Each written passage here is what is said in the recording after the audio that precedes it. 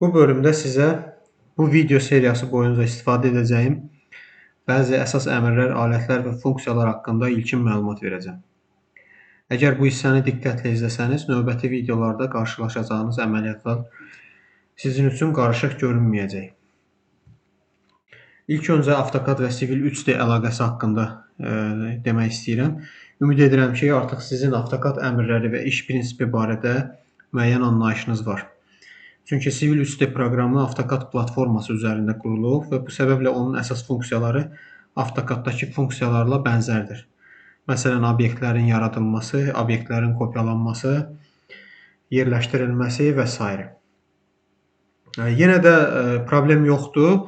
Əsas olan odur ki, biz bu yol layihələndirmədə vacib olan funksiyalarla tanış olacağıq ki, gələcək dərslərdə çətinlik çəkməyək.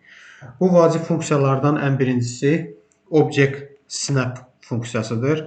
Ekranın altında, ən aşağıda gördüyünüz bu kvadrat, üstünə gəlincə adı yazılır Object Snap. Qısa olaraq OSNAP da deyilir. F3 ilə aktivləşir və deaktivləşir. Üstünə kliklədikcə sönür və bir dəfə də kliklədikcə mavi rəngdə işığı yanır. OSNAP funksiyası obyektə yapışma rejimidir. Yanındakı sağ tərəfdə bir oxa bassanız, burada görürsünüz ki, buradakı bütün funksiyaların yanında quş var. Məsəl üçün, quşları götürə də bilərik. Yaxşı olar ki, bu funksiyaların hamısının qabağında quş olsun.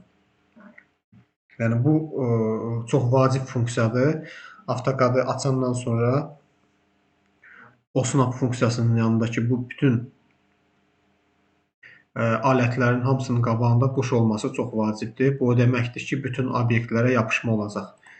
Əyani olaraq göstərirəm. Məsəl üçün, demək ki, bizim bir polyline'ımız var. Deyək, digər polyline'ı bu obyektdən çəkmək istəyirik. OSNAP funksiyası aktiv olduqda polyline çəkmək istəyəndə sistem avtomatik olaraq, məsəl üçün, bu nöqtədən başlamaq istəyirsinizsə, sistem avtomatik olaraq o nöqtəni tanıyacaq və ona yapışacaq. Və yaxud buradan çəkmək istəyirsinizsə, sistem avtomatik bu nöqtəni tanıyır və ona yapışır. Və yaxud ortadan çəkmək istəyirsinizsə, sistem avtomatik ortanı tanıyır və ona yapışır. Və bu funksiyanı baxın söndürürəm.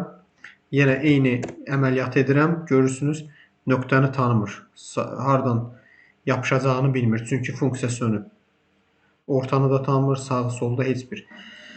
Yandırdıqda yenə eyni şəkildə hər tərəfi tanıyır. Ona görə də bu çox vacib funksiyadır.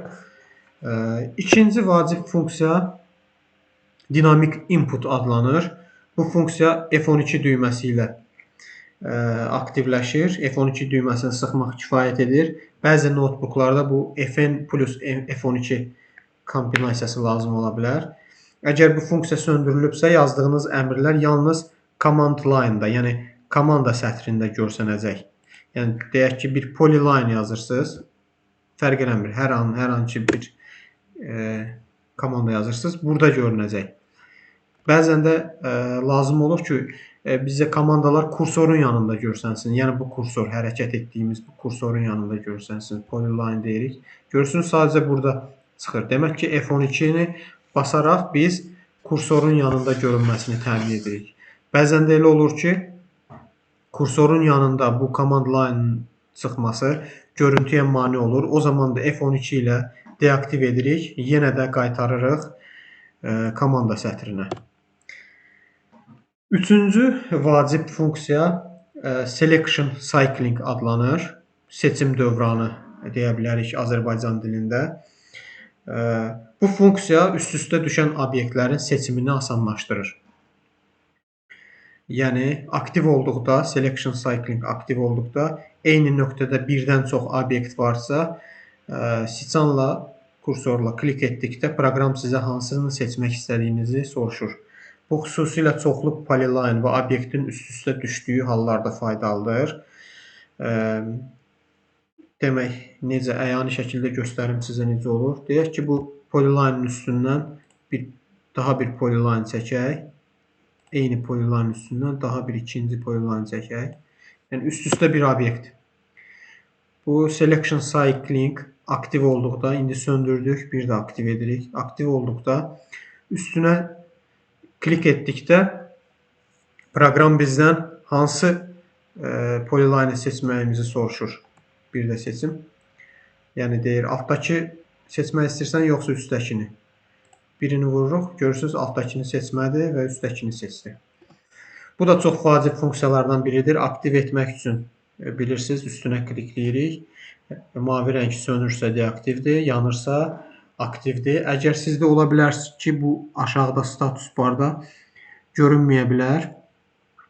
Görünmürsə, ən sona gəlirsiniz. Burada customization bölməsi var. Bunun üstünə bir dəfə klikləyirsiniz və buradan gəlirsiniz.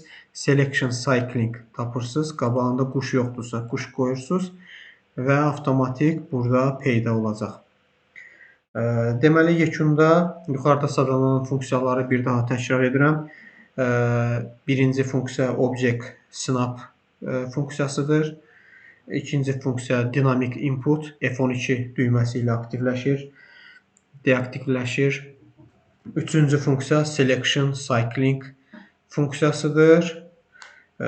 Civil 3D-də işləyərkən qarşılaşacağımız əsas funksiyalar bunlardır. Bu səbəblə kursa başlamazdan öncə bu funksiyaları mənimsəməyiniz, tanış olmağınız çox vacibdir.